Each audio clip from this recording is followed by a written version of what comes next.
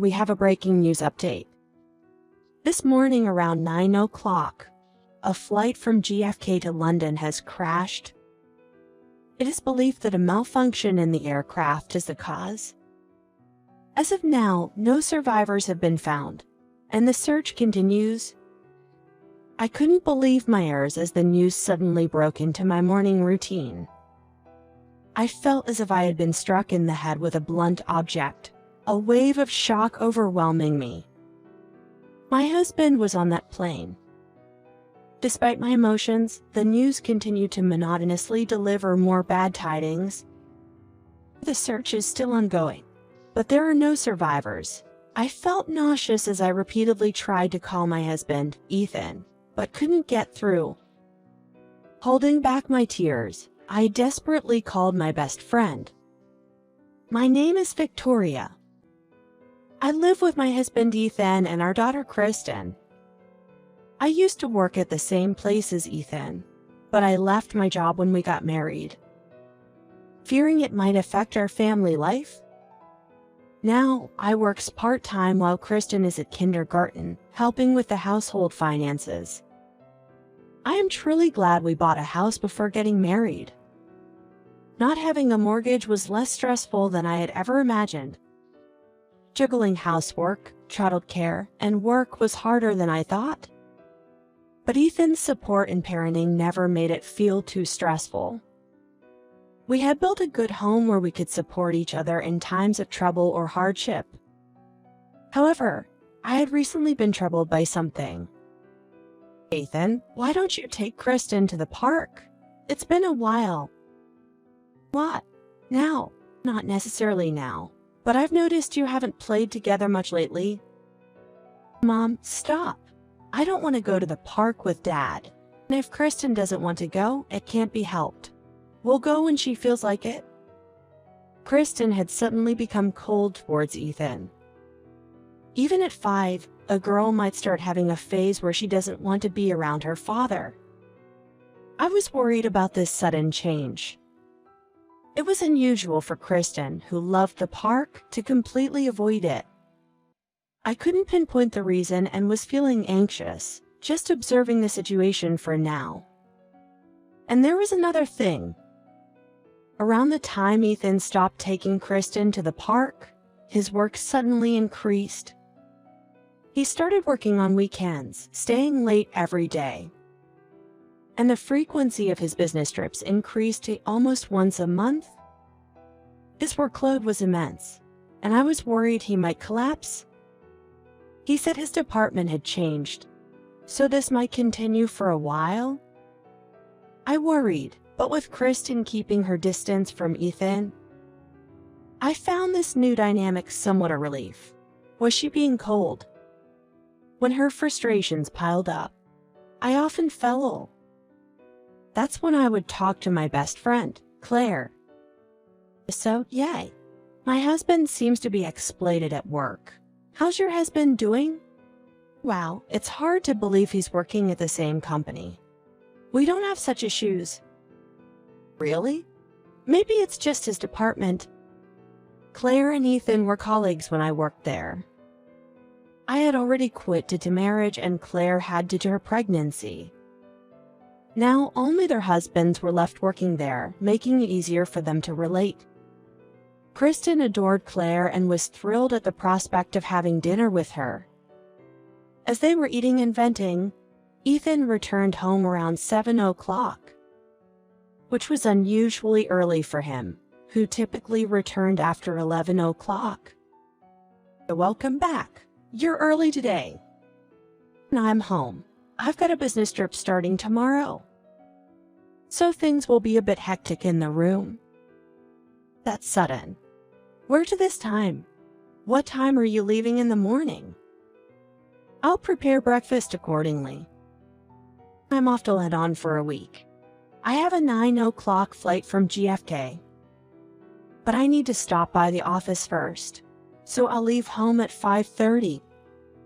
Claire, please feel free to stay as long as you like. Ethan quickly exchanged a few words and then shut himself in his room. A sudden trip to London starting tomorrow. My frustration with the company's harsh treatment of its employees was evident. But Claire noticed my distress and tried to soothe me. Are you okay? These sudden business trips, especially for a week, must be tough with Kristen still being so young. Claire. Okay, this is too much. I'm going back now and will ask my husband to investigate. We'll conduct a thorough department audit. We need to use his position in internal auditing. As soon as she said this, Claire quickly got ready, hugged Kristen, and hurriedly left. On the day of the trip, it was Saturday, so there was no work for me and no kindergarten for Kristen. We decided to go to the park as Kristen woke up. While leisurely getting ready and turning on the TV, a news flash suddenly appeared. Breaking news. This morning around 9 o'clock, a plane bound for London from JFK Airport crashed. It is believed that a malfunction in the aircraft is the cause. As of now, no survivors have been found, and the search continues. I couldn't comprehend what I was hearing. JFK. 9 o'clock. London. All the words matched. I felt as if I had been struck in the head with a blunt object. Ethan was on that plane. The news continued to deliver bad tidings, disregarding her feelings. The search is still ongoing, but there are no survivors.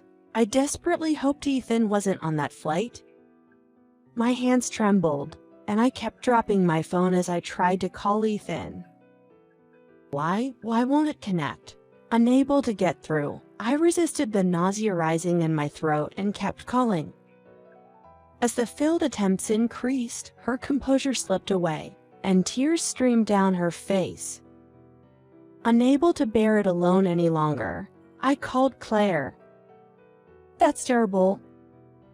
Wait, I'll call my husband right now to check the flight details and get back to you. Thank you, Claire. I'm sorry for always troubling you. Thank you so much. I was only able to cry in response to Claire's kind words. After crying my heart out, I regained some composure. Then, I heard the notification sound of Messenger. Rushing to check, I saw a message from Ethan. Relieved that Ethan was alive, I suddenly felt drained. After a moment of stupor, I opened the message screen. Sorry, I couldn't get back to you. I've just arrived at the office. What's up?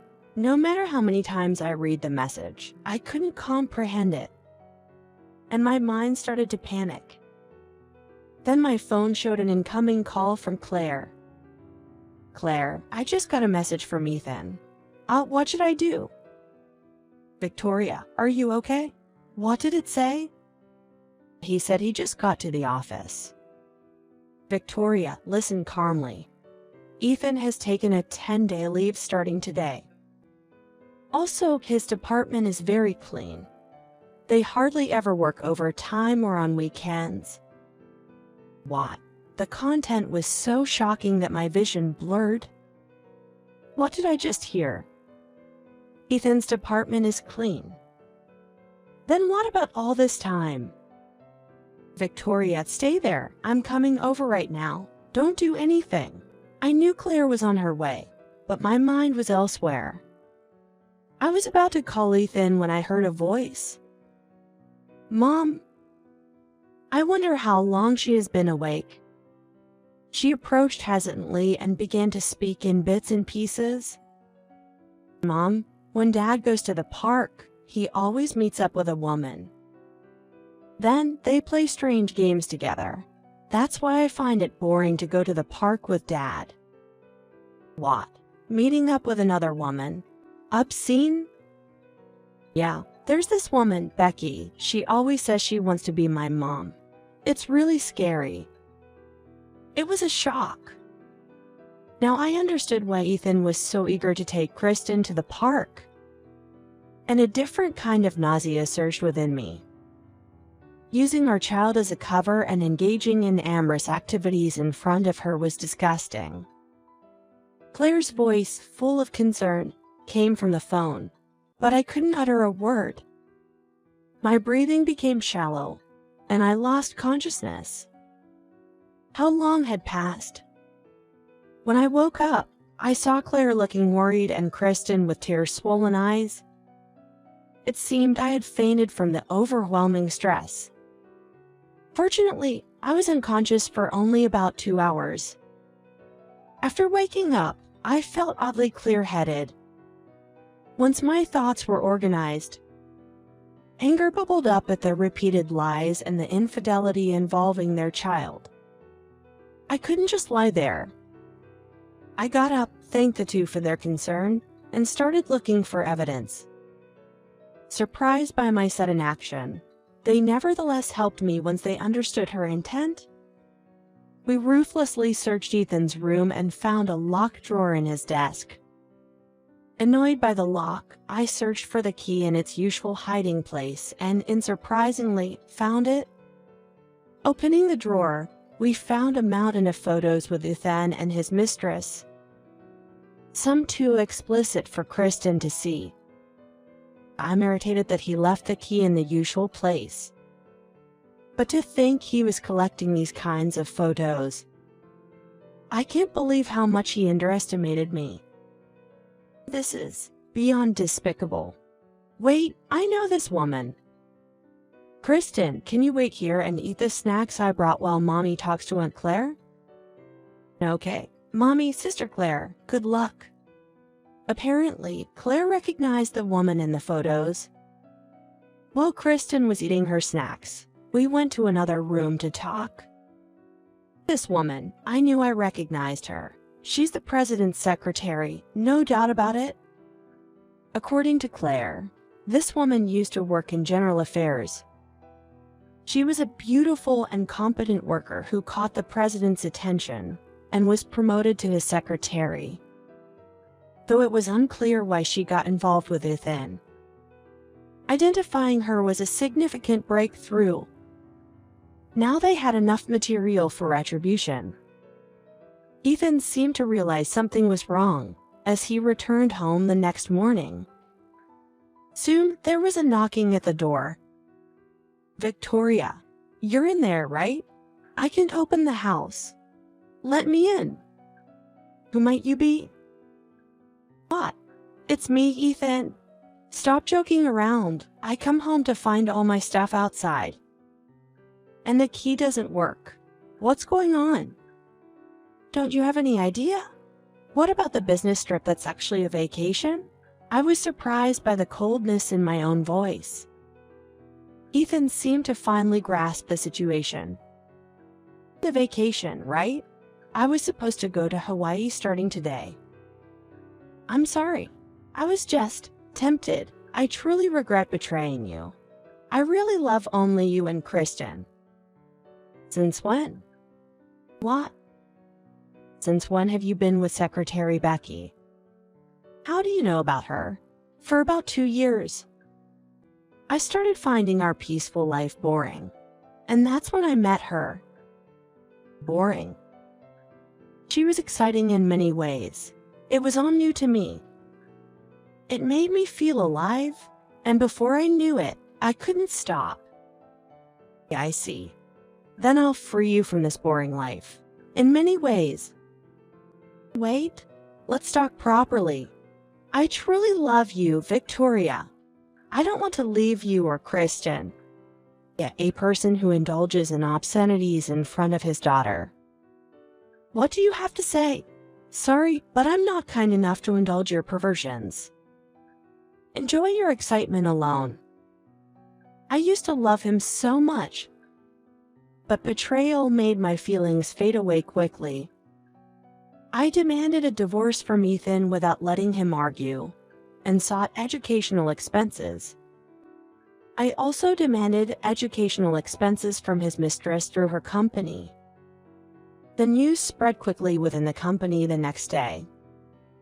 Moreover, it was discovered that she had been manipulating the president's schedule and expenses, which led to her dismissal.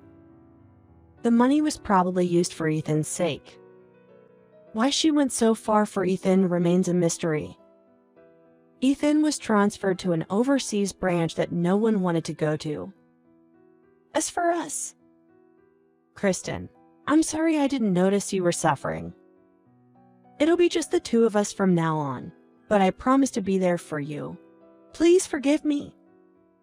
I forgive you. Thank you for understanding, Mommy. I love you. Rah, no fair. I'm here too, remember? Let me know if there's anything I can help with. Thank you, Kristen, Claire. I think I made Kristen suffer for a long time. I realized how inadequate I had been after receiving so much help from Claire. I should live with more gratitude. We would never let Kristen's smile fade again, and so we started anew.